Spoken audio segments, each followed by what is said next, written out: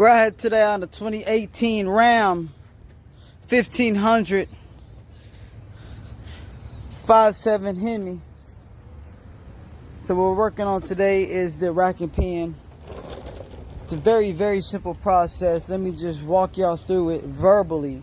So you're gonna go ahead and remove your tires on both sides, take off your outer tie rods.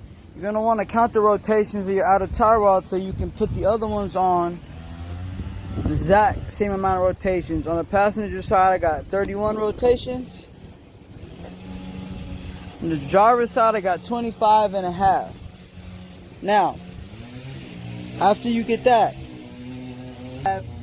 right there, the steering shaft bolt's gonna be a 13 millimeter. Now, before you take off that bolt, you're gonna want to make sure that your steering wheel does not move so you can get it as straight as possible.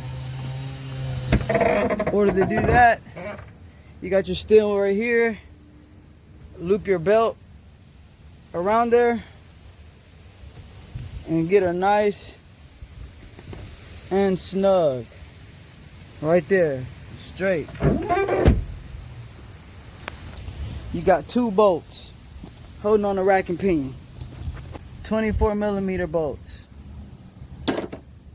So you get your drill, you got a bolt here, there.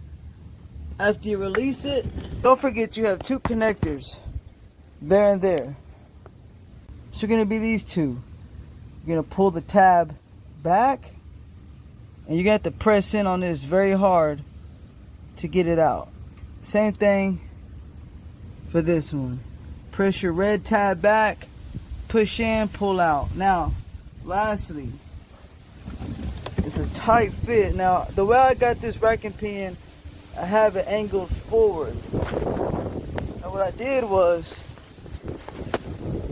I pretty much wedged the rack and pinion over next to my strut spring to go out through here.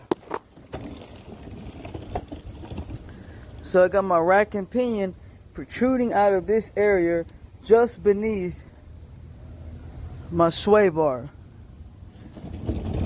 And it gave me just enough clearance to get the inner tie rod out.